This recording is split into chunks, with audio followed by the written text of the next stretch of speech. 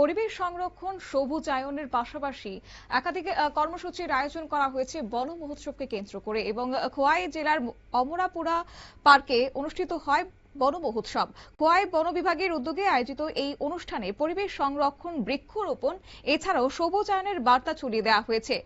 অনুষ্ঠানের উদ্বোধক ও প্রধান অতিথি হিসেবে উপস্থিত ছিলেন 24 আরসি ঘাট বিধানসভা কেন্দ্রের বিধায়ক রঞ্জিত দেববর্মা। অনুষ্ঠানে অতিথি হিসেবে উপস্থিত ছিলেন খোয়াই জেলার পরিষদের সভাধিপতি অর্পণা সিংহ রায় দত্ত এবং এছাড়াও বিশেষ অতিথি হিসেবে উপস্থিত ছিলেন খোয়াই জেলার বন আধিকারিক অশোক কুমার সহ বিশিষ্ট ব্যক্তি এবং সমাজসেবীরা।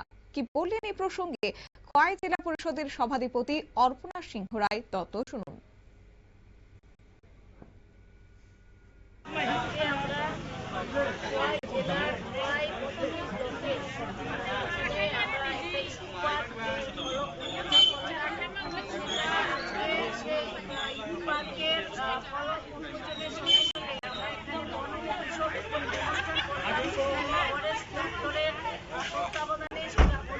এখানে আমার সঙ্গে আছে ফরেস্ট এবং আমাদের মাননীয় বিধায়ক রঞ্জিত দেববর্মা এলডিসি থেকে শুরু করে অফিসার।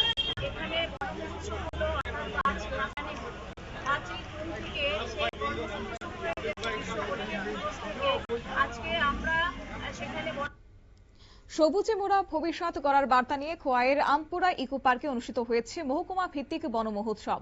বৃক্ষরোপণের পাশাপাশি পরিবেশ রক্ষায় জনসচেতনতা বাড়াতে এই বিশেষ উদ্যোগ নিয়েছে খোয়াই বন বিভাগ। বন মহোৎসব উপলক্ষে বৃক্ষরোপণ কর্মসূচির পাশাপাশি পরিবেশ সংরক্ষণ বিষয়ে সচেতনতামূলক বিভিন্ন উদ্যোগ গ্রহণ করা হয়েছে।